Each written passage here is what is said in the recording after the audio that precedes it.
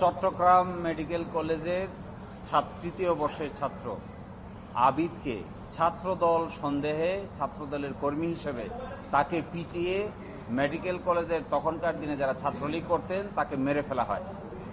এর এগেনস্টে এই আবিদের মামা বাদী হয়ে একটি মামলা দায়ের করে। এই মামলায় 22 জনকে আসামি করা হয়, কিন্তু তখনকার দিনে রাজনৈতিক প্রভাব খাটিয়ে 10 জনকে চার্জশিট থেকে বাদ দেওয়া হয়, 12 জনের ব্যাপারে চার্জশিট দেওয়া হয়। এই 12 জনকেও বেকসুর খালাস দিয়ে দেয় 2019 সালে, এবং এই মামলায় যিনি বাদী ছিলেন তাকে সাক্ষী দিতে দেওয়া হয়নি। এমনকি তার বিরুদ্ধে 4টি রাজনৈতিক মামলা দিয়ে তাকে জেলে পাঠানো হয়, এবং এই ভিকটিমের বোনকেও সাক্ষী দিতে দেওয়া হয় নাই। তারা নিজেরা কয়েকজন মেডিকেল কলেজের কর্মকর্তা কর্মচারী শিক্ষককে সাক্ষী নিয়ে সকলকেই বেকসুর খালাস দিয়ে দেওয়া হয়। এই খালাসের বিরুদ্ধে এই মামলার বাদী যিনি আবিদের মামা ছিলেন তিনি একটি রিভিশন মামলা দায়ের করেন। আজকে রিভিশন মামলা শুনানি অন্তে রুল জারি করেছেন এবং সকল আসামিকে নিম্ন আদালতে আত্মসমর্পণ করার নির্দেশ দিয়েছেন। এবং এটিও মূলত খুবই চাঞ্চল্যকর ঘটনা ছিল, এবং ছাত্রদলের কর্মী হিসেবে আইডেন্টিফাই করে তখনকার দিনে ভিপি যিনি ছিলেন ছাত্র সংসদের ভিপি এবং অন্যান্যরা মিলে তাকে পিটিয়ে হত্যা করে ফেলেন, এবং সেটা মেডিকেল কলেজের হোস্টেলের মধ্যে। এই জন্য এটির সিসিটিভি ফুটেজ আছে, সবকিছুই আছে, কিন্তু তখন তা অনেক কিছুই ডিস্ট্রয় করে ফেলে। রাজনৈতিক কারণে প্রভাব খাটিয়ে এই মামলার বিচার হইতে দেওয়া হয়নি। এই জন্যই তার মামা আজকে আদালতে এসে নতুন করে বিচার চেয়েছেন। কোর্ট একটা কথা বলেছে, এতদিন পরে কেন? 2019 সালে রায় হয়েছে, এতদিন পরে কেন আমরা আদালতে আসলাম?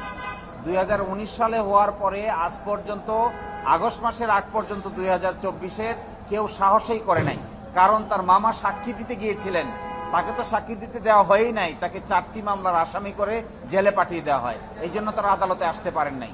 এই জন্যই এখন নতুন করে আদালতে আসছেন। কোর্ট সেটাই জিজ্ঞাসা করেছিলেন যে এতদিন পরে আপনারা আসছেন কেন, এটাই সেটার কারণ, কেন এতদিন পরে আদালতে আসা হবে। এই মামলার প্রক্রিয়া হলো রুলটা শুনানি হবে, শুনানি হয়ে যাদেরকে বেকসুর খালাস দিয়েছেন এই রুলটা অ্যাবসলিউট যদি করা হয় তাহলে তারা সকলেই আসামি হিসেবে নতুন করে তাদের বিচার সংগঠিত হবে।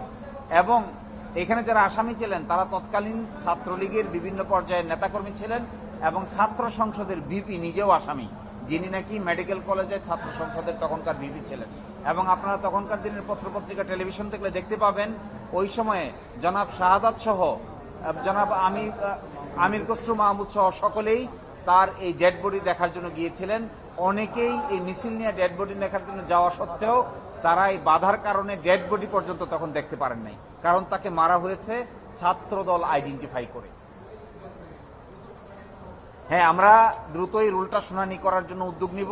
আশা করি উচ্চ আদালত এই ব্যাপারে যথেষ্ট পজিটিভ উদ্যোগ নেবেন, এবং আমাদের এই সাবমিশনের ভিত্তিতে প্রকৃত পারপিটেটর যারা সত্যিকার অর্থে এই ঘটনা ঘটিয়েছে, সে যে দলের সে মতেরই হোক না কেন, সবকেই আদালতের আওতায় নিয়ে এসে উপযুক্ত শাস্তি নিশ্চিত করাই আমাদের উদ্দেশ্য হবে।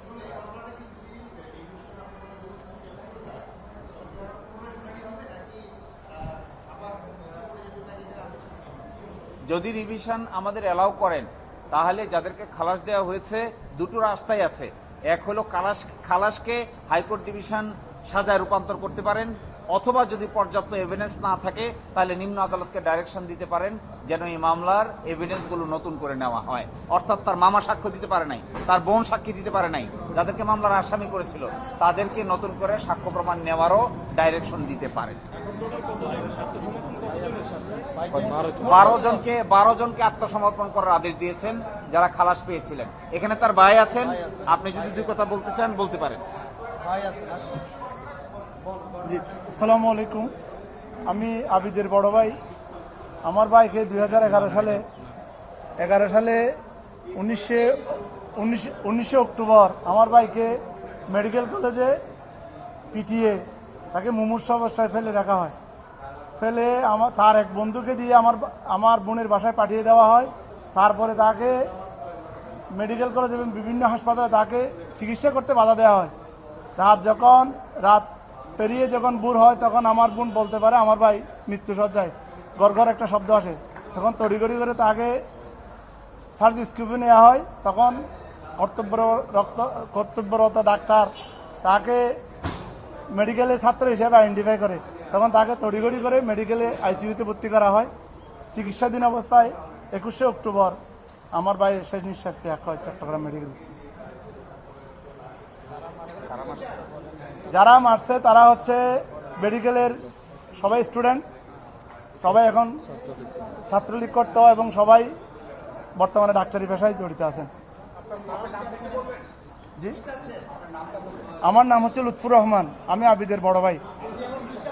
আমি চাচ্ছি ন্যায় বিচার। যারা আমার ভাইকে পিটিয়ে এভাবে নির্মমভাবে হত্যা করছে তাদের যাতে রাষ্ট্র এবং আইন সর্বোচ্চ শাস্তি দেওয়া হোক, যাতে এইরকম বিচারহীনতার নৈরাজ্য যাতে বাংলাদেশে আর না ঘটে। সঠিক বিচারটাই আমি চাই।